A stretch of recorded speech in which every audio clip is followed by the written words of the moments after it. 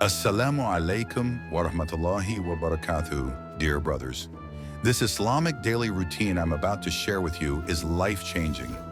Imagine starting your day in a way that's not just about ticking off tasks, but filling your hours with real, tangible blessings. Removing the mental fog, getting more out of your day, out of the same time, more barakah from Allah. This morning routine has the potential to transform your mind and body, inshallah, and to make you more aware of Allah's presence in your moments and throughout your day.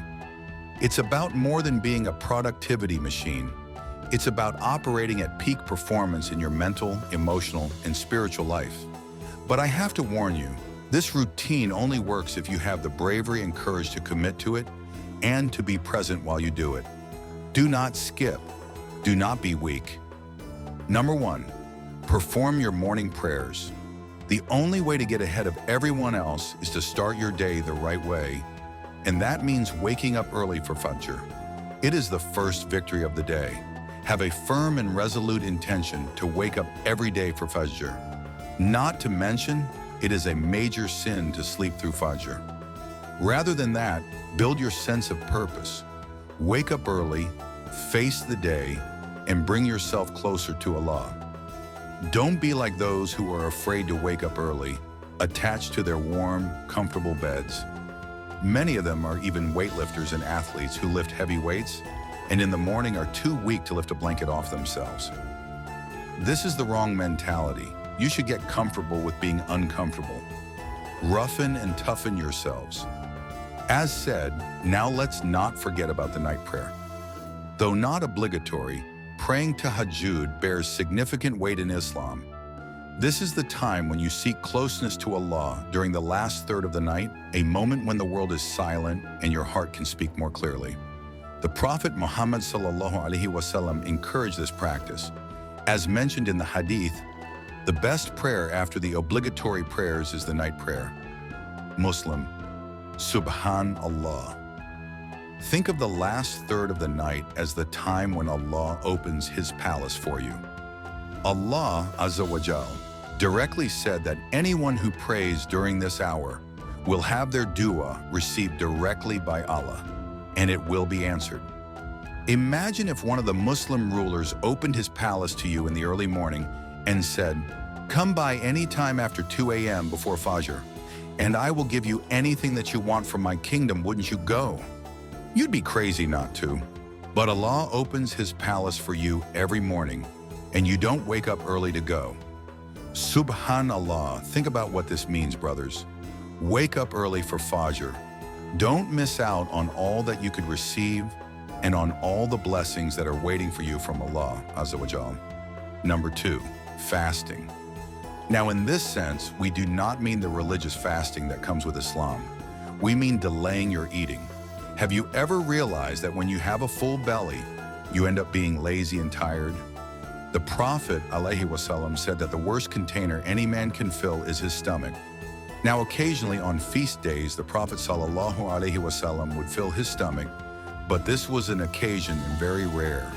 The majority of the time at most, the Prophet ﷺ would have 2 meals, and one of them was only a small meal of dates and water. You need to learn to use your hunger and leverage it to your advantage. This will teach you how to be disciplined. It will teach you to be self-controlled, and it will help you to forge your mindset and force you to achieve your goals. Now, do not misunderstand. Different people have different priorities. For instance, if your goal is to gain weight and muscle, and you're a competitive athlete, then of course fasting in the morning may not be optimal for you. But if you want mental clarity, if you want to forge a strong and resilient mind, and if you're a normal person and not a competitive muscle-building athlete, then I would advise you to fast until you deserve to eat. Let me say that again. Fast until you deserve to eat. Earn that meal.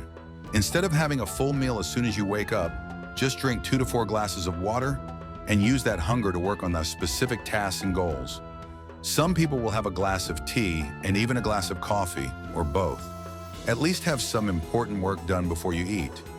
For example, you can complete a deep work session, focus on your studies, and even exercise, all in the morning before you eat. Why? Because eating makes you slow. It makes you sluggish.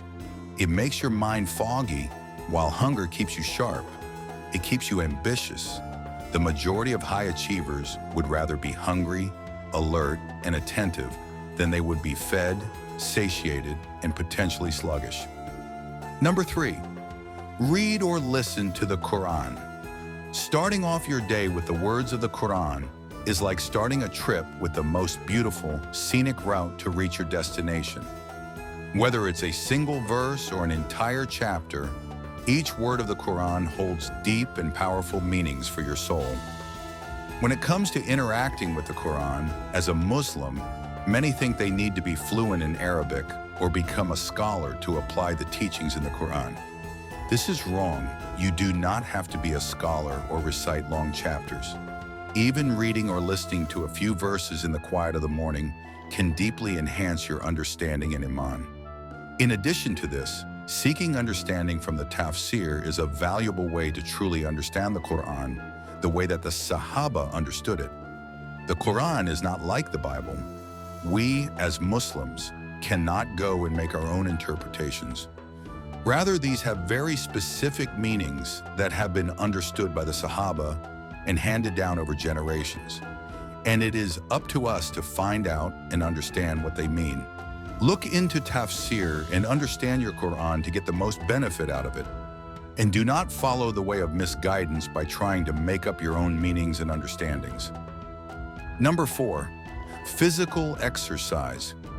Did you know that the Prophet Muhammad sallallahu alaihi wasallam said, "The strong believer is more beloved to Allah than the weak believer"? He encouraged us to be strong and active, to wrestle, to ride horses, to know how to fight, to use archery, to run, and to swim. He showed us that being physically fit helps us in so many ways.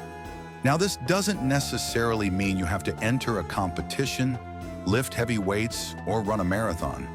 It's about doing simple things that can make a difference, especially when you're starting. Think of your body as a vehicle, like a car that you drive every day. For the car to run smoothly and take you places, you need to take good care of it, right? Well, the same goes for your body. Taking care of it and keeping your blood flowing is not just good for you. It's part of what Islam teaches us. Know this, taking care of your body is not just about looking good or being fit. It's about being capable. It's about being ready to protect yourself, your wife, your kids, your family. If an emergency comes, are you ready to answer the call? It's about respecting the amana that Allah has given you. Whether it's stretching, walking, calisthenics, weightlifting, high-intensity interval training, or any other exercise, find what you enjoy and make it a part of your morning routine, and then add on to it little by little, increasing your fitness and decreasing your laziness and your weakness. Number 5, seek knowledge. The Prophet Muhammad sallallahu alaihi wasallam said, "Seeking knowledge is an obligation upon every Muslim." Now, this is not just knowledge of the dunya. The Prophet alaihi wasallam is most widely believed and understood by the people of knowledge to have meant religious knowledge. All of the Islamic sciences are interconnected and beautifully interlinked with one another. Study any one of them, but first and primarily begin with Aqidah and Fiqh, because these are the pillars of Islam, and without these, you will be lost. Remember, it's important to learn things that are good and helpful, and this also includes knowledge of the dunya. You should not only lose yourself in books, but also bring yourself closer to the people around you. Become a better person, become more capable, and also bring yourself closer to Allah.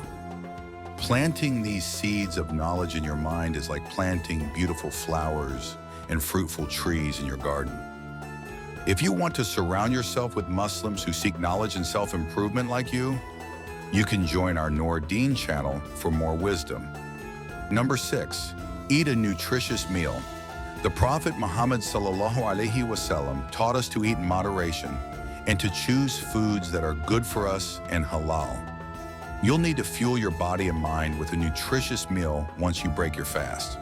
In the previous step, we compared the human body to a vehicle, where physical exercise is a way to take care of your body, just as a vehicle needs maintenance to run smoothly. Now, with this example in mind, let's talk about the first meal of the day, which is like the fuel you put in the car. If the fuel is good, the car runs smoothly, does it not? In the same way, our body and mind are directly linked.